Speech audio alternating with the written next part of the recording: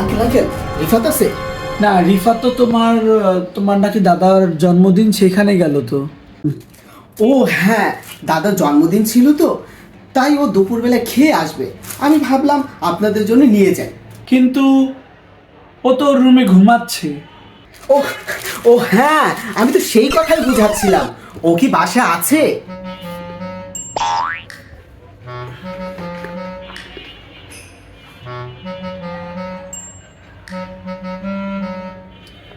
Hello Tariqul, জি ভাইয়া বলেন। তুমি কোথায়? বলে আসলাম না আমি জন্মদিনে আসছি। চার্জার পা ভেঙে গেছে, এখন আমরা ওকে নিয়ে হাসপাতালে যাচ্ছি।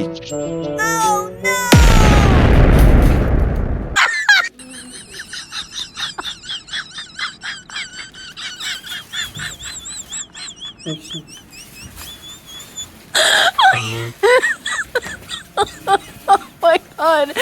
Did you?